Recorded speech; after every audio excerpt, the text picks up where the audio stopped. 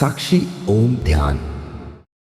भूख को भूल, प्यास को भूलो, लोभ को भूल, आस को भूलो, जगत को भूल, योग को भूलो, इंद्रिय को भूल, भोग को भूलो, क्रिया को भूल, कर्म को भूलो, हया को भूल, शर्म को भूलो, पूजा को भूल, मूर्ति को भूलो, ध्यान को भूल, सुरति को भूलो, वेद को भूल, पुराण को भूलो, धर्म को भूल, ज्ञान को भूलो, प्राण को भूल, अपान को भूलो, बयान को भूल, समान को भूलो, वृक्ष को भूल, फूल को भूलो, होश को भूल, भूल को भूलो। कबीरा ऐसी भूल में हो गया सारा काम। किस किस को याद कीजिए, किस किस को रोइए, आराम बड़ी चीज है, मुंह ढक के सोइए। भला हुआ हरि बीसरा, सिर से टली बलाए, जैसे को तैसे रहे, अब कुछ कहा न जाए। ध्यान की विधि यह है कि जब भी ध्यान में बैठे ये ख्याल करने की कोशिश करना कि आप रहे हैं या नहीं। निर्णय पहले से नहीं लेना है। जब कुछ सुनाई दिया तब उस वक्त मौजूद थे कि नहीं। अगर आपने सुना, माने वहां मौजूद थे, तब अंदर ध्यान में अब नहीं रहे, इसका पता अवश्य लगाना। अगर उस शब्द या विषय का अनुभव नहीं हुआ, इसका अर्थ हुआ कि ज्ञान तो अनुभव किया लेकिन ज्ञान का ज्ञान नहीं रहा। ध्यान रहेगा लेकिन ध्यान का ज्ञान नहीं रहेगा। मन तो रहेगा पर उसका पता नहीं रहेगा। साक्षी तो रहेगा पर साक्षी का ज्ञान नहीं रहेगा। हमारा दृश्यों में ध्यान लगा रहता है, विषयों में उलझा रहता है। उसी समय प्रश्न करना चाहिए कि मेरे वहां रहे बिना किसी को प्रतीति क्या संभव थी। अगर मैं वहां था तो अपने स्वरूप में नहीं था। किसी चीज की इच्छा मत करो, न समाधि की, न ध्यान की, न अन्य किसी चीज की। एक ही इच्छा बनी रहे कि मैं अपने होने के ज्ञान में जगता रहूं। कुछ भी पाने की इच्छा नहीं हो।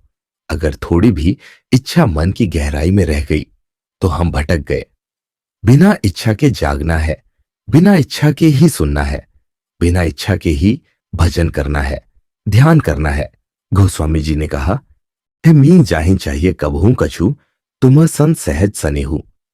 अपने शरीर के प्रति जागते रहना चाहिए। मेरा शरीर यहां पड़ा है, मैं इस शरीर में जाग रहा हूं। कोई इच्छा न करे कि सांस चले या ना चले। हर इच्छा के साथ हमें अपने स्वरूप का साथ छोड़कर बाहर आना पड़ता है। बिना इच्छा के ध्यान करें, भावना करें।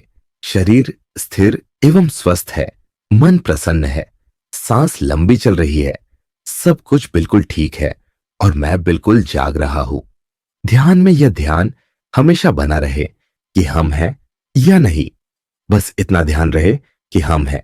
भजन में, ध्यान में, सोते में, जागत में हम हैं, यही ध्यान रखना है। यहां हम का अर्थ शरीर से नहीं है, सिर्फ चैतन्य से है। ध्यान में अनगिनत दृश्य आए और मिट गए, विचार आए और मिट गए। जो कभी मिटा नहीं वो कौन है? देखेंगे कि धीरे धीरे सब पिछड़ते चले जा रहे हैं। किसी को हटाना नहीं है, सिर्फ अपना ध्यान रखना है। यही सच्चा ध्यान है, यही साक्षी का ध्यान है। अवधान विधि। दोनों भ्रिकुटियों के बीच यानी दोनों आंखों के बीच एक तीसरी आंख है।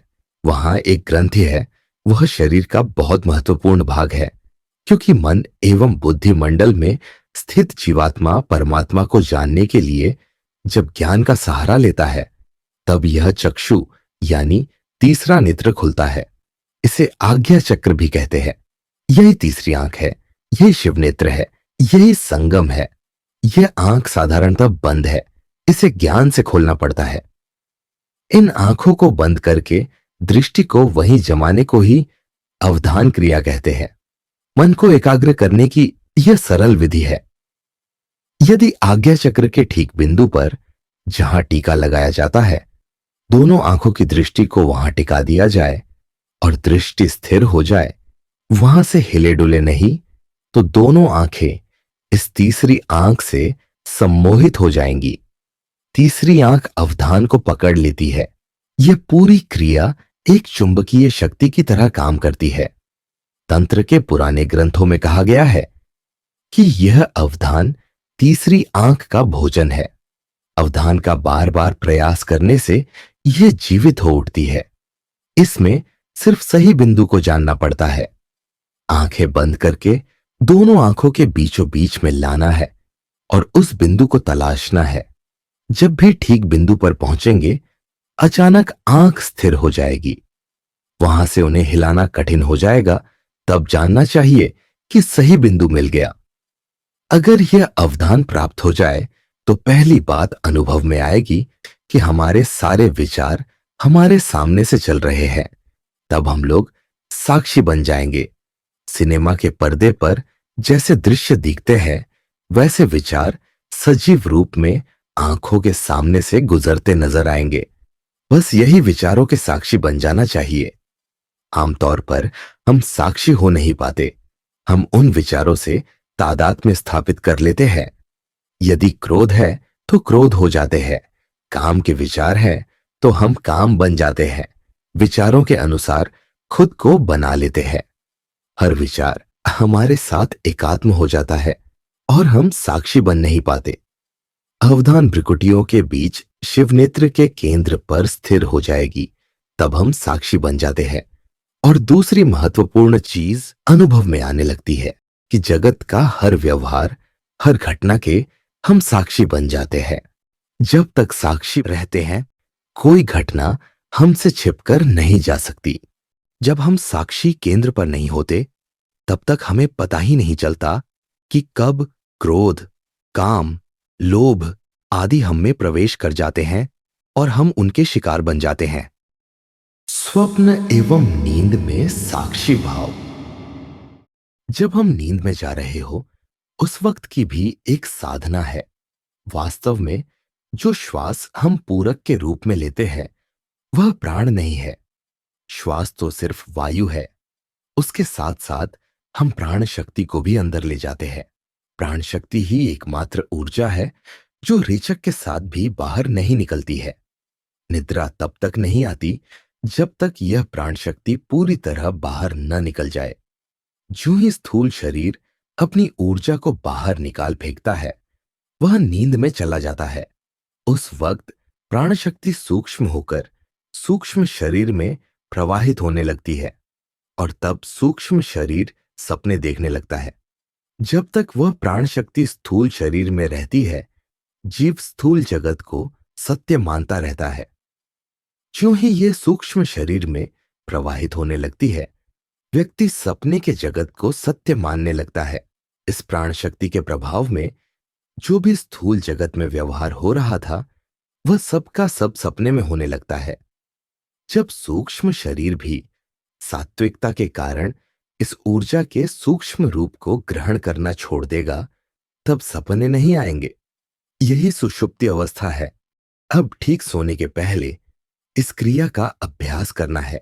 उस वक्त अपने श्वास और उसमें सूक्ष्म प्राण के प्रति सजग होना है। अनुभव करना है कि श्वास फेफड़े तक जा रही है और उसमें प्राण शक्ति हृदय तक पहुंच रही है। प्राण शक्ति हृदय से होते हुए पूरे शरीर में प्रवेश कर रही है। नींद का इंतजार करते रहना है, लेकिन बिना भावना के कोई श्वास नहीं लेना है। भावना में प्राण सूक्ष्म शक्ति के रूप में नीले रंग का हृदय तक प्रवेश करते हुए अनुभव होगा। अगर ऐसा संभव हो गया तो कुछ ही देर में हम अपने सपनों को पूरी सजगता से देखने लगेंगे। हम अपनी पूरी चेतना में है तो आंखों की पुतलियां अपने आप अवधान की अवस्था में चली जाएंगी, उसी त्रिनेत्र के बिंदु पर केंद्रित हो जाएगी। यही अवस्था पूर्ण चैतन्य अवस्था में बनी रहेगी। हम सपने देख रहे हैं और हमें आभास है कि यह सपना है, और यह तभी तक संभव है जब तक अवधान लगा हुआ है। हर स्वप्न देखने वाले व्यक्ति की दोनों पुतलियां ऊपर चढ़ी हुई होती है। यह एक स्वाभाविक अवस्था है। अगर पुतलियां नीचे आ जाएं तो सपना खत्म हो जाएगा।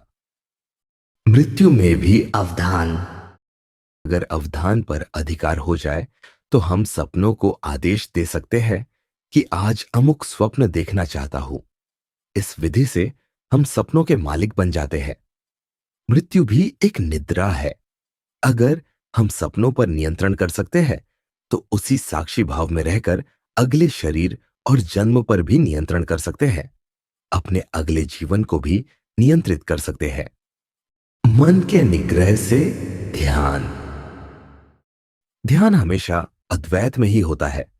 इन सारी चीजों का निचोड़ सिर्फ इतना है कि मन का निग्रह करके ही ध्यान हो सकता है। द्वैत भाव मन के विस्तार के कारण ही होता है।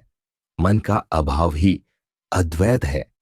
आज हम मन के निरोध पर चर्चा करेंगे। वास्तव में देखा जाए तो मन का निरोध शब्द भी मन की तरह ही पेचीदा है। साधना एक आध्यात्मिक शब्द है जिसका लक्ष्य है ईश्वर प्राप्ति, लेकिन वास्तविक अर्थों में इसका कार्य है मन के द्वारा संग्रह किए हुए सुखों से मुक्ति दिलाकर जीव को मुक्त करना।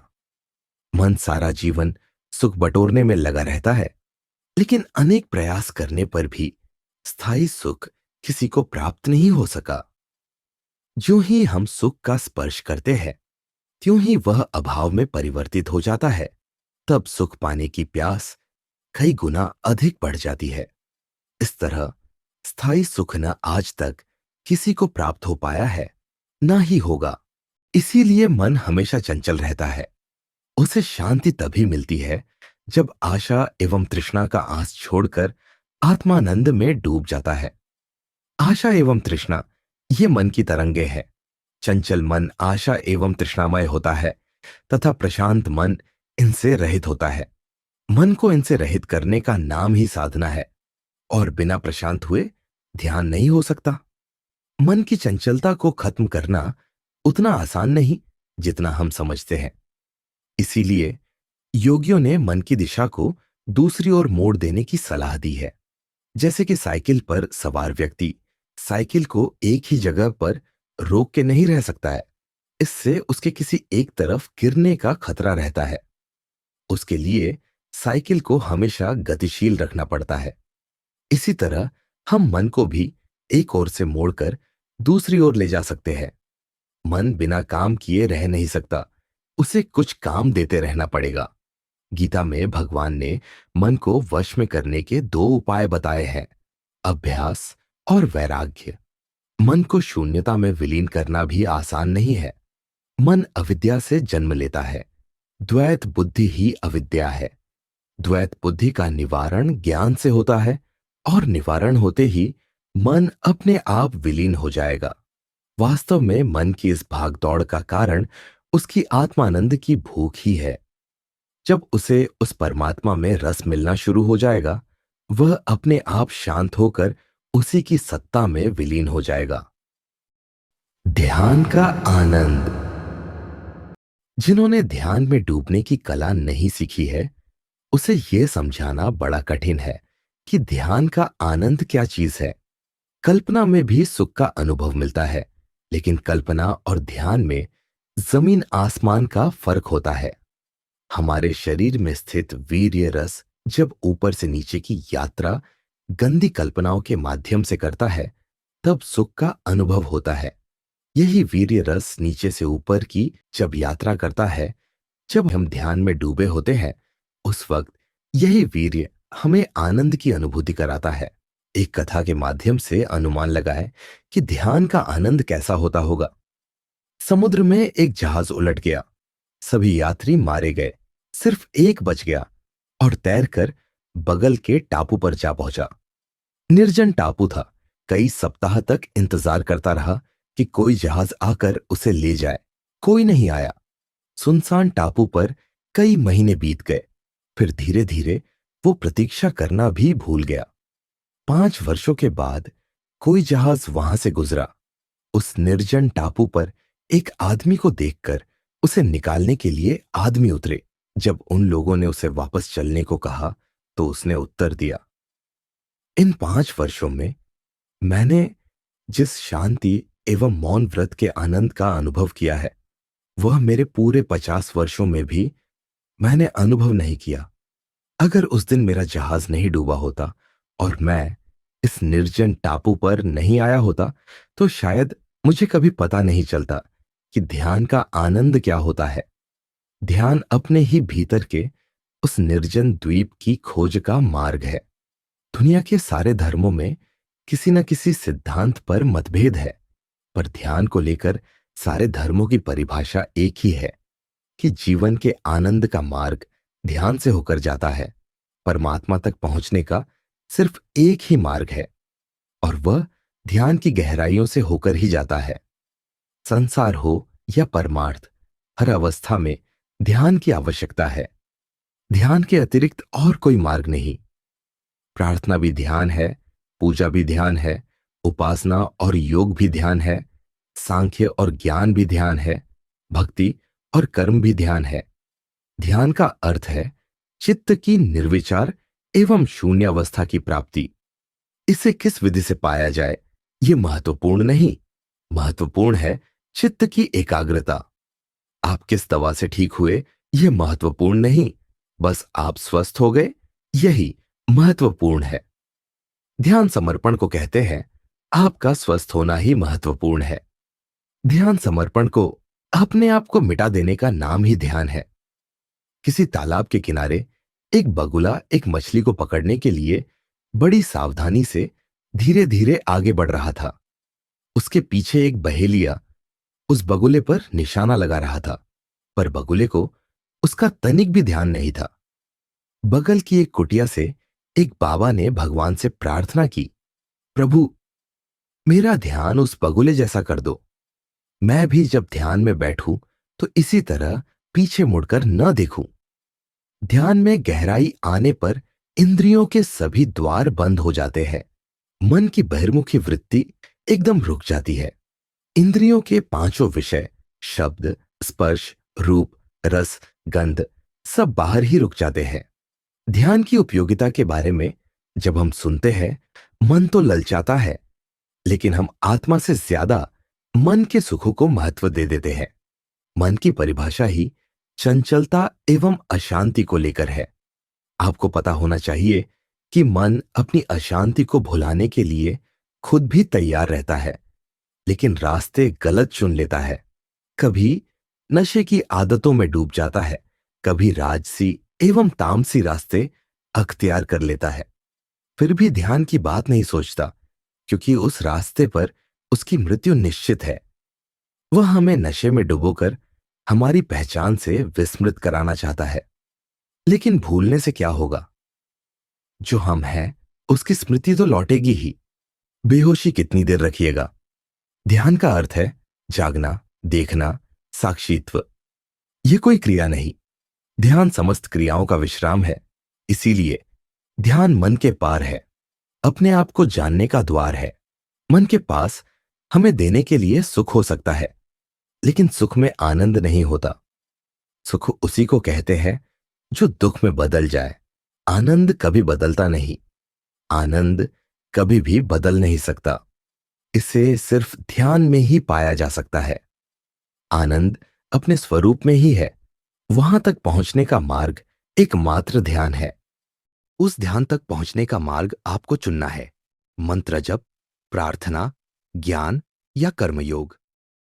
मन को साक्षी बनाए। मनुष्य को आंखों से देखने का इतना अभ्यास हो गया है कि बंद आंखों से देखने की सारी कला भूल गया है। खुली आंखें प्रकृति के दायरे के भीतर की चीजों को ही दिखा सकती है। खुली आंखों से दृश्यों को ही देखा जा सकता है, लेकिन बंद आंखों से दृश्यों को देखने वाले को देखा जा सकता है। राजा भरथरी सौंदर्य प्रेमी थे। उनकी मां मदालसा तत्वदर्शी थी। एक बार शिकार पर निकले राजा भरथरी ने सूर्यास्त के सुंदर दृश्य को देखकर मां से कहा, मां, बाहर आकर तो देखो। प्रकृति की सुंदरता और डूबते सूरज की लालिमा में डूबी पृथ्वी कितनी सुंदर दिखती है। मां ध्यान में थी। मां ने कहा, पुत्र, तू एक बार अपने अंदर डूबकर तो देख। उस सूरज एवं पृथ्वी को बनाने वाला कितना सुंदर है। अब सोचने की बात है कि हम में से कितने लोग आंख बंद करके संसार से नाता तोड़ पाते हैं। आंख बंद होने का अर्थ यह नहीं कि सिर्फ पुतलियां बंद हो जाएं। फिर पुतलियां बंद होने पर सारा जगत अंदर प्रवेश कर पाता है। इसे और बंद नहीं करते हैं। बंद करे या खुली रखे, इससे कोई फर्क नहीं पड़ता। आप दृश्यों को देख रहे हैं, न कि आपकी आंखें। ऐसी भावना दृढ़ करे, यही साक्षी भाव है। तू बाहर भी देख, भीतर भी देख। देखने को कौन मना करता है? पर देखने वाला तू है, ऐसा देख। अब जो भी दिख रहा है उसे देखिए, पर इतना ही ध्यान रखें कि उन्हें आंखें नहीं, आप देख रहे हैं। आंखों के माध्यम से आप ही दृष्टा है।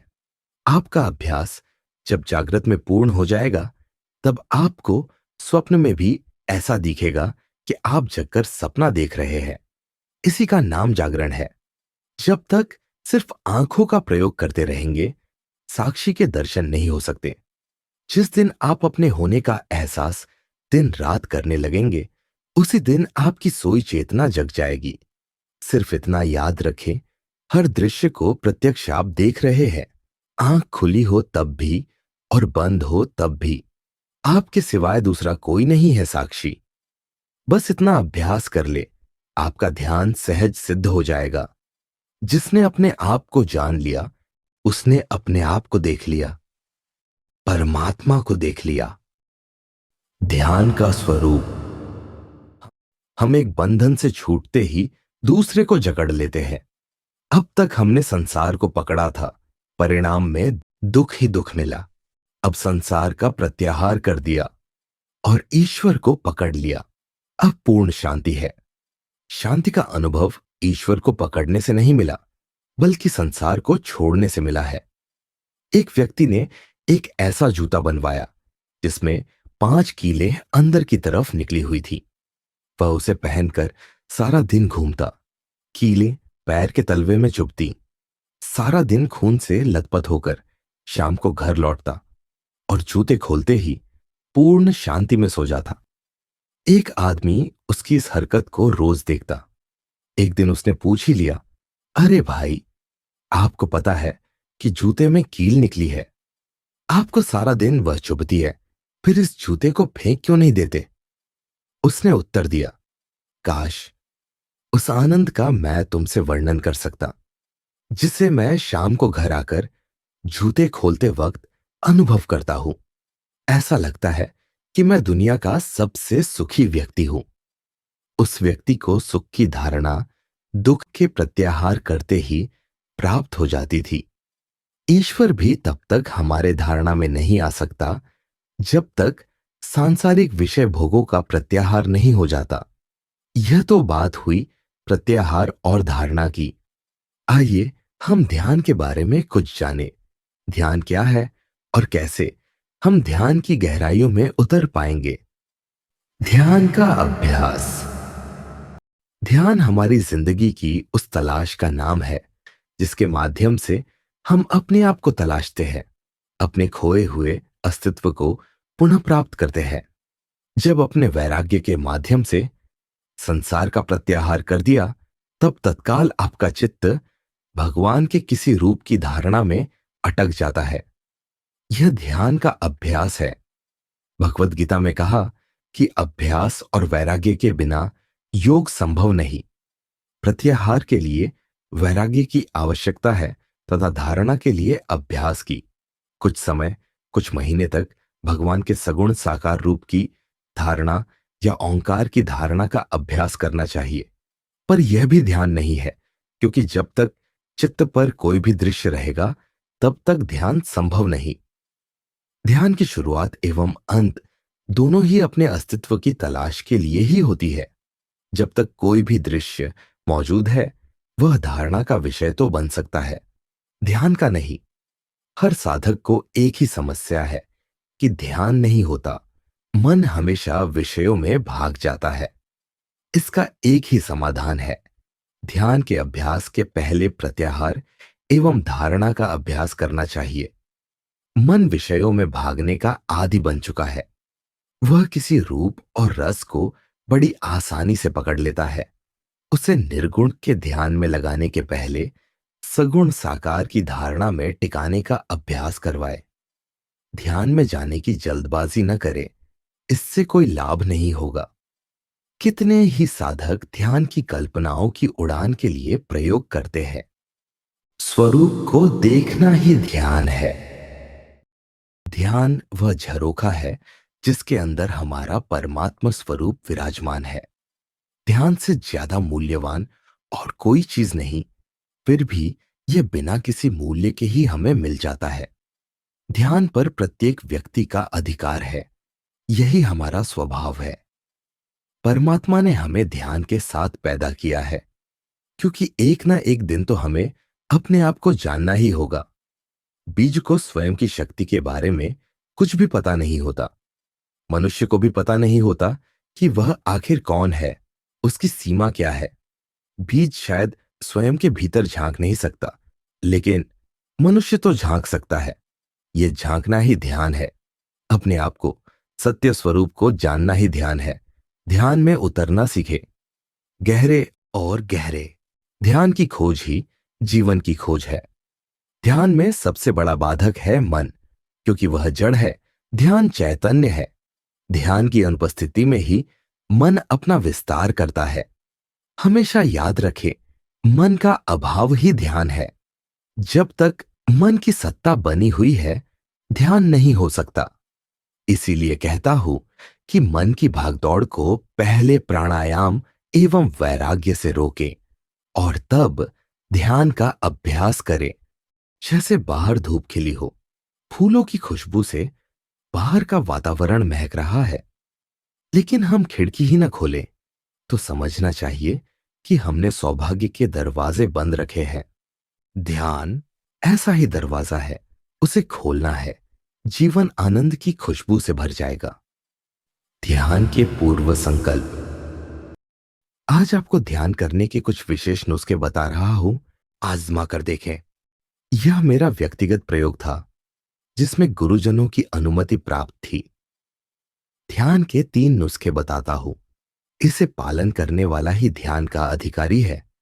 बाकी आप लाख कोशिश करें, ध्यान में प्रवेश संभव नहीं।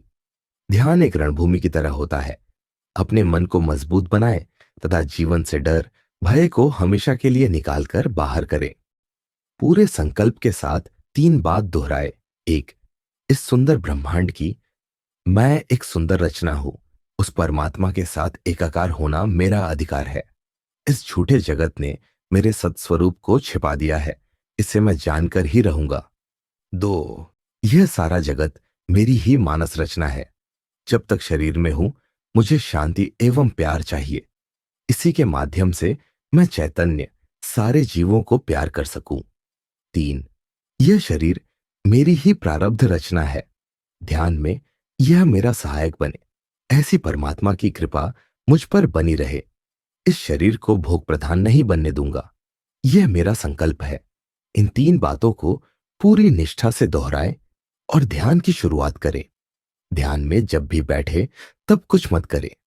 सिर्फ इतनी बात याद रखें कि जो कुछ भी ध्यान में दिखेगा, उसके साथ हमारा कोई संबंध नहीं। हम सिर्फ उसके साक्षी हैं।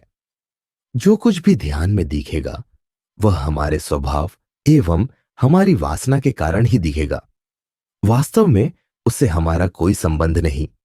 जैसे हमारे सामने से कोई व्यक्ति गुजर जाए, उसके गुजरने से हमारा कोई संबंध नहीं होता। वो सामने से गुजरा, ये उसका काम था। मैंने उसे देखा, ये मेरा काम था। यह सूत्र हमेशा याद रखे। जो भी दिखे उसे कल्पित जाने, चाहे वो कोई भी हो, भगवान या गुरुजन ही क्यों ना हो, सभी को कल्पित जाने। ध्यान में ध्यान रहे। ध्यान में मैं, तू, यह और वह, ये चारों को छोड़ दिया जाए तो एकमात्र परमात्मा ही रह जाएगा। ये चारों मन की उपज है। मन शब्द बुद्धि का वाचक है, क्योंकि चंचलता मन में और स्थिरता बुद्धि में होती है। मन में अगर चंचलता न रहे तो बुद्धि में स्थिरता बनी रहेगी। जैसे यही मेरा पुत्र है, ऐसी मान्यता दृढ़ हो जाने से इसका चिंतन नहीं करना पड़ता। ऐसे ही परमात्मा है, ऐसी मान्यता जब दृढ़ हो जाती है तो इसका चिंतन नहीं करना पड़ेगा। जो स्वतः सिद्ध है, उसके लिए चिंतन कैसा? ध्यान 2 प्रकार से होता है। मन को एकाग्र करके और विवेकपूर्वक मन से संबंध विच्छेद करके। विवेकपूर्वक संबंध विच्छेद से तत्काल मुक्ति होती है। संसार में इतने खून खराबे, हिंसा, पाप आदि कर्म हो रहे हैं, पर उनके साथ हमारा संबंध नहीं है, इसलिए उसका पाप पुण्य हमें नहीं लगता। उसी प्रकार शरीर, इंद्रियां, मन, बुद्धि के साथ भी हमारा संबंध नहीं है। इसी को उपरति कहते हैं। साधक ऐसा मान लेता है कि मैं ध्यान करता हूं, यह गलत है। जब सब जगह परमात्मा है तो किसका ध्यान करे? समुद्र में लहरें होती है, पर जल तत्व में कोई लहरें नहीं होती। ऐसे ही परमात्मा तत्व में न संसार है, न दृश्य है, न आना जाना है। परमात्मा तत्व परिपूर्ण है, शांत है, निर्विकार है, स्वतः सिद्ध है। उसका ध्यान स्वतः होना चाहिए। जब भी ध्यान में बैठते हैं, कोई विचार आते ही विक्षेप हो जाता है और ध्यान टूट जाता है। वास्तव में विक्षेप उस विचार के आने से नहीं होता, उस विचार को ज्यादा महत्व देने से होता है। विचार को महत्व देते ही वह ध्यान का विषय बन जाता है। ईश्वर ध्यान का विषय तभी बनता है जब ईश्वर का महत्व संसार से ज्यादा हो जाएगा। आसन पर बैठकर एकांत में ध्यान करने से जरूरी है कि सब समय कार्य करते हुए भी ऐसी धारणा बनी रहे कि परमात्मा सब में है, मेरे रोम रोम में व्याप्त है, वो मुझ में है, मैं उसमें हूं। ऐसा भाव दृढ़ होने से ध्यान घंटे 2 घंटे का नहीं, बल्कि 8 पहर का हो जाएगा। ऐसा साधक योगारूढ़ कहा जाता है और वह संपूर्ण प्राणियों में अपनी आत्मा को तथा अपने सत्स्वरूप को स्थित देखता है। ऐसा साधक पहले परमात्मा को दूर देखता है, फिर नजदीक देखता है, फिर अपने में देखता है और फिर केवल परमात्मा को ही देखता है। कर्म योगी ईश्वर को नजदीक देखता है, ज्ञान योगी परमात्मा को अपने में देखता है और भक्त योगी सब जगह परमात्मा को ही देखता है। उसे एक में ही अनेक का तथा अनेक में एक का दर्शन होता है। भगवान ने गीता में ऐसे भक्त साधक के लिए कहा है कि जब वह सब जगह मुझे ही देखता है तो मैं उससे कैसे छिपूं, कहां छिपूं और किसके पीछे छिपूं? वो छिपने का मौका दे तब तो छिपूं। मैं ऐसे भक्तों के लिए अदृश्य नहीं होता और वो भी मेरी नजरों से कभी अदृश्य नहीं होता। समाधि, धारणा, ध्यान और समाधि ये अंतरंग क्रियाएं हैं। धारणा एकाग्रता की वो अवस्था है जिसमें चेतना को समाधि की गहराइयों में उतरने के लिए किसी प्रतीक की आवश्यकता होती है। ध्यान स्वयं को जानने का एक मार्ग है। धारणा व ध्यान तक मन सूक्ष्म रूप में रहता है, लेकिन समाधि की अवस्था में मन का अभाव हो जाता है। जहां तक मन का साम्राज्य है, वहां तक समाधि की शुरुआत भी नहीं होती। अगर आप समाधि में जाना चाहते हैं तो इतना अवश्य याद रखें कि ध्यान में न सामने कुछ हो न पीछे, अतीत और भविष्य दोनों को मिटाना होगा। स्मृति और कल्पना दोनों को शून्य करना होगा। अगर आप समाधि में प्रवेश करने जा रहे हैं तो मौन व्रत धारण करना जरूरी है। अब अगर आप पूछेंगे कि अचानक मौन कैसे हो जाए, तो उसका एक ही उपाय है। चारों ओर जो हो रहा है उसे सजग और साक्षी बनकर देखते रहे।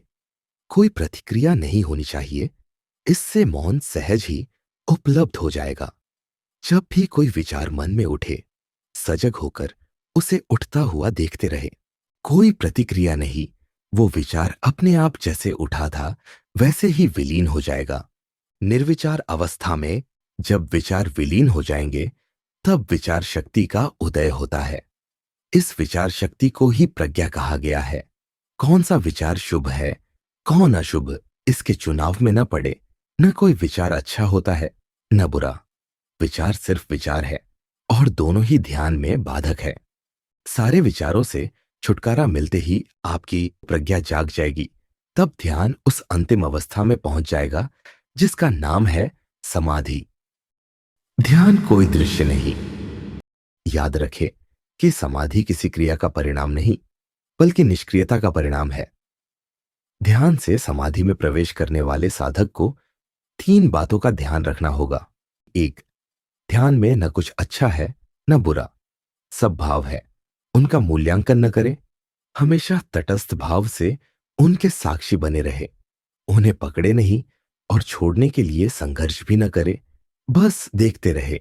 जबरन कोई कल्पना उसमें न घुसाएं। जो आता है आने दे। अपने मन से न किसी विचार को आमंत्रित करे, न उसे हटाने का प्रयास करे। करता नहीं, दृष्टा बने रहे।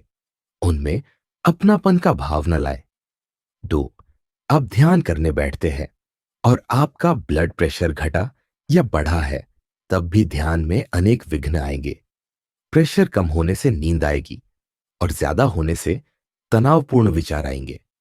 अतः प्राणायाम से पहले प्रेशर को ठीक करें। अच्छे ध्यान के लिए अल्प आहार के साथ अच्छी नींद होना जरूरी है। 3, जिन्हें सपने ज्यादा आते हैं, उनके लिए ध्यान और समाधि कठिन होगी। सपनों के बनने का मुख्य कारण दिन की घटनाएं एवं विचार है।